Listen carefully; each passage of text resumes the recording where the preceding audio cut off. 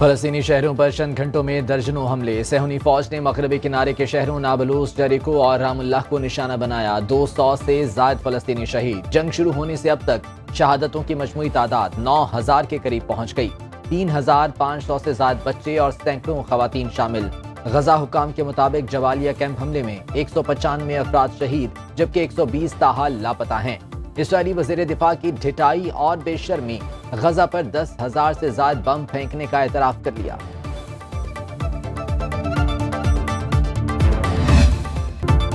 Israel फलस्तीनी अस्पतालों पर भी गजब ढाने लगा। गजा के इंडोनेशिया अस्पताल में ईंधन खत्म, जनरेटर ने काम करना छोड़ दिया। सैकड़ों जख्मी फलस्तीनियों की जान खतरे में।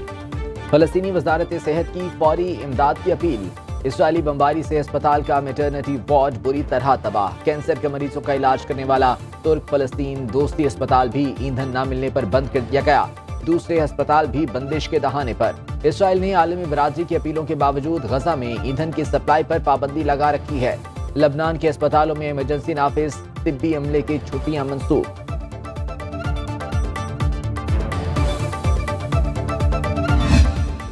हमास के जंगजुओं का वैशी सेहूनियों को करारा जवाब। अल-क़साम ब्रिगेड ने बैते हनून में दुश्मन की 4 फौजी गाड़ियां तबाह कर दी। जहरुल दीक में सेहूनी एहलकारों को मार्टर गोलों से निशाना बनाया। हमास ने जमीनी हमले के लिए गजा की तरफ आने वाले इसराइली टैंकों को तबाह करने की वीडियो भी जारी कर दी। इसराइली आर्मी ने 16 एहलकारों की हलाकत की तस्दीक कर दी। उधर लबनानी सरहद पर हिजबुल्लाह के इसराइली ठिकानों पर हमले, निगरानी करने वाले टावर्स को तबाह कर दिया। बहिरा अहमर की जानिब से यमनी हौसियों के हमलों का खतरा भी इसराइल के स्तर पर मंडलाने लगा।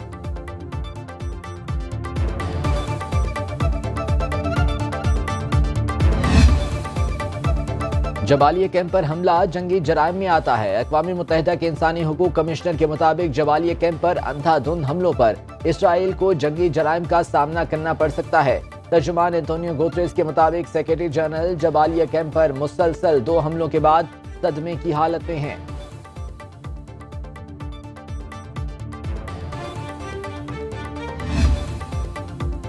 इसराइली बर्बरियत को कैसे रोका जाए, मुस्लिम हुक्मरानों ने सर जोड़ लिए। तुर्क सदर रजब तैयब एर्दोगान से ईरानी वजीर खारजा की अनकरा में मुलाकात। फलस्तीनी अवाम को किसी सूरत तनहा न छोड़ने के अज़म का इज़हार।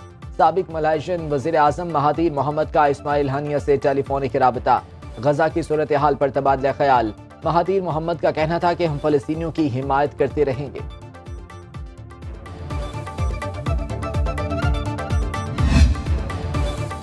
अमरीकी कौमी सलामती तर्जुमान जॉन कर्बी का सऊदी अरब के हवाले से बड़ा बयान। कहा, सऊदी अरब गजा जंग के बाद इसराइल से मामलात मामूल पर लाना चाहता है। जॉन कर्बी के मुताबिक सऊदी अरब ने यकीन दिलाया कि जंग के बाद इसराइल से ताल्लुक रखने में दिलचस्पी रखते हैं। सऊदी वज़ीर दिफा खालिद बिन सलमान ने 2 रोज़ा दौरा अमरीका में इसराइल फलस्तीन जंग और खित्ते की सूरत हाल पर तबादला ख्याल किया।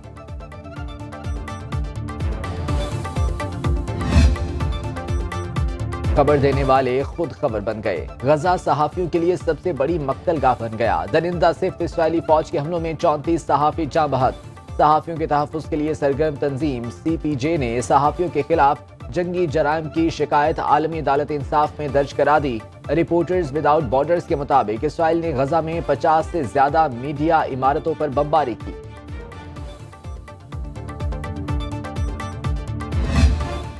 इस वक्त हम मौजूद हैं लबनान इसराइल सरहद के एक कस्बे, सरहदी कस्बे कफर किला में। यहाँ पे हिजबुल्लाह का ये मजबूत गढ़ है और हिजबुल्लाह यहाँ से बहुत सख्त मज़ाहमत करती है इसराइल को। आज जो यहाँ के मकामी कमांडर थे उनसे हमने बातचीत की। हम उनकी एक जगह पर आए और उसमें उन्होंने हमें मना किया कि जी आप इस जगह की रिकॉर्डिंग भी नहीं करेंगे और मेरी तस्वीर भी जो है वो नहीं आएगी। गजा जंग में क्या हो रहा है, सुनो न्यूज़ दे रहा है आपको पल पल की खबर। लबनान इसराइल सरहद पर मौजूद हमारे नुमाइंदे तारिक हबीब आपको रखेंगे अपडेट हर बुलेटिन में।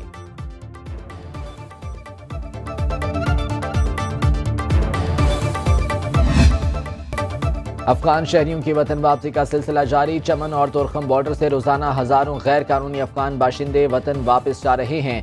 खैबर पख्तूनख्वा और बलोचिस्तान के मुख्तलिफ अजला में गैर कानूनी अफराद के लिए आर्जी ट्रांजिट कैंप्स कायम। 1 नवंबर को 17,000 से ज्यादा अफगान बाशिंदे अपने मुल्क लौट गए। अब तक 1,43,000 से ज्यादा अफगान शहरी अपने वतन वापस जा चुके हैं। तुर्कम बॉर्डर आज रात 11 बजे तक खुला रखा जाएगा। पाक अफगान सरहद से सुनो न्यूज की खुसूसी कवरेज।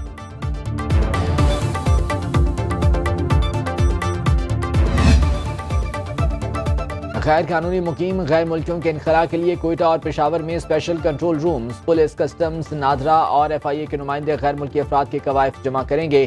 पेशावर, कोयटा, खैबर, चमन और लंडी कोतल में आर्जी कैंप भी बनाए गए हैं। तिब्बी इमदाद और खुराक भी फराहम की जा रही है। खैबर पख्तूनख्वा में 22 अक्टूबर से अब तक 52,000 से ज्यादा अफराद का डेटा इकट्ठा किया जा चुका है। कराची के आर्जी कैंप में गिरफ्तार 120 अफराद को पहुंचा दिया गया। 17 गैर कानूनी तारकिन वतन को हाईवे से हिरासत में लिया। अवाम से किसी भी गैर कानूनी शख्स से मुतालिक हेल्पलाइन 1700 पर राब्ता करने की अपील।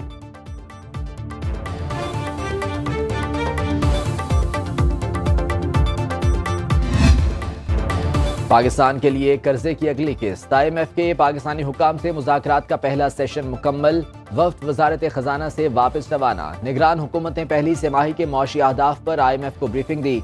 निगरान हुकूमत ने IMF को कर्ज प्रोग्राम की शरात पर अमल दरामद की यकीन दहानी करा दी।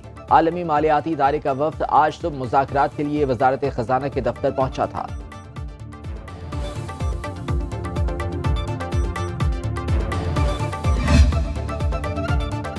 निगरान हुकूमत का पेट्रोलियम के स्ट्रेटेजिक ज़खायर बढ़ाने का फैसला। ज़राए पेट्रोलियम डिवीजन के मुताबिक पाकिस्तान फ्यूल दरामद करने वाला मुल्क है। स्टोरेज सलाहियत को बढ़ाने की फौरी जरूरत है। स्ट्रेटेजिक पेट्रोलियम ज़खायर कम अज कम 3 माह की मुद्दत के लिए होने चाहिए। ओगरा आलमी माहिरीन की मदद से नया फ्रेमवर्क फौरी तौर पर तैयार करेगा। स्ट्रेटेजिक पेट्रोलियम ज़खायर PSO के जरिए रखे जाएंगे। फैसला मशरिक़ वस्ता की सूरत हाल के बायस किया गया।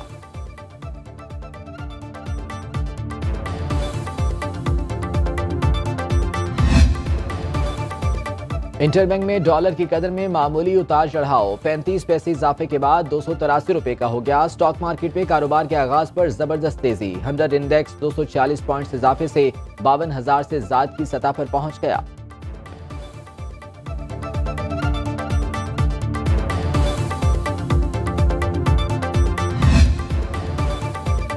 सुप्रीम कोर्ट में 90 रोज में आम इंतखाबात के इनेकाद से मुतालिक केस की समाअत। चीफ जस्टिस काजी फायज ईसा की सरबराही में 3 रुकनी बेंच समाअत कर रहा है। PTI ने तरमीम शुदा दरख्वास्त सुप्रीम कोर्ट में जमा कराई है।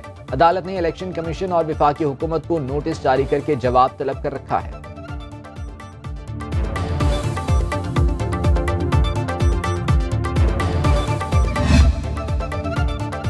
ऑफिशियल सीक्रेट एक्ट अदालत इस्लामाबाद में साइफर केस। साबिक वज़ीर ख़ारजा शाह महमूद कुरैशी की जेल में तबीयत खराब। अदालत ने जेल से पिम्स अस्पताल मुंतकिल करने की इजाजत दे दी।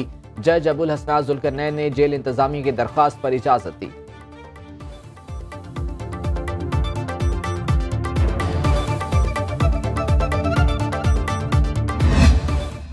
अभी उनको 7 दिन का वक्त दिया है कि वो जो उन्होंने इल्जामात लगाए हैं उनको साबित करने के लिए वो अपनी एविडेंस पेश करें। अगर वो एविडेंस पेश करने में नाकाम हो जाते हैं, चूंकि ये रियलिटी है ही नहीं, सिरे से ही ऐसी कोई बातचीत ही नहीं है, कोई गुफ्तगू ही नहीं है, तो ऑब्वियसली ये झूठ पे मुहित है। तो उनको हमने एविडेंस प्रोवाइड करने के लिए 7 दिन का मौका दिया है। अगर वो ये करने में कामयाब नहीं होते, जो कि नहीं होंगे, तो इंशाल्लाह हमने अपने लीगल टीम हायर कर ली है और वो तैयारी कर रहे हैं इस वक्त केस की डिटेल्स की। अगर कोई इन्फॉर्मेशन सामने नहीं आती, जो कि नहीं आनी, तो इंशाल्लाह हम UK में उन पे हर्जाने का दावा दायर कर देंगे। अपने झूठ साबित करो या माफी मांगो। यूट्यूबर आदिल राजा के झूठे इल्जामात पर लंदन में कानूनी चाराजोई का आगाज। ब्लू वर्ल्ड इंतजामिया ने बरतानवी लीगल फर्म हायर कर ली। आदिल राजा को झूठे इल्जामात पर माफी मांगने की मोहलत खत्म होते ही 5 अरब रुपए हर्जाने का दावा दायर कर देगी। चेयरमैन ब्लू वर्ल्ड सिटी साद नजीर कहते हैं, पाक फौज और अवाम में कंफ्यूजन फैलाने की साजिश कामयाब नहीं होने देंगे, आखिर तक पीछा करेंगे।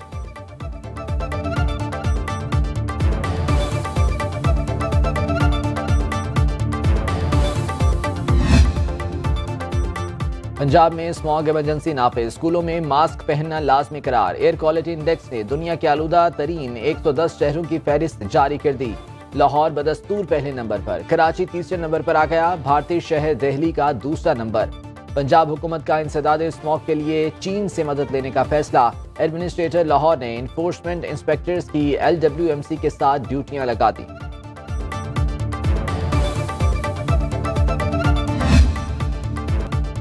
क्रिकेट वर्ल्ड कप में बका का मिशन। श्रीलंकन टीम आज नाकाबिले शिकस्त भारत के मद्दे मुकाबिल। दोनों टीमें मुंबई में आमने सामने होंगी। श्रीलंका 6 में से सिर्फ 2 मैचेस में कामयाबी से हमकिनार हो सकी है।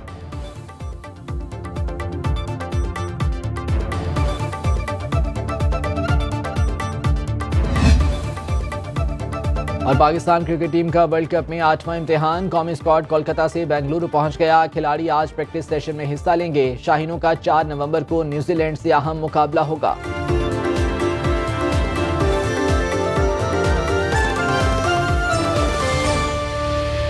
बाखबर रहिए हर जगह हर वक्त बर वक्त। अभी सुनो न्यूज का यूट्यूब चैनल सब्सक्राइब करें और बेल आइकन पर क्लिक करें और जानिए मुल्की और गैर मुल्की हालात व वाक़यात यकीन के साथ।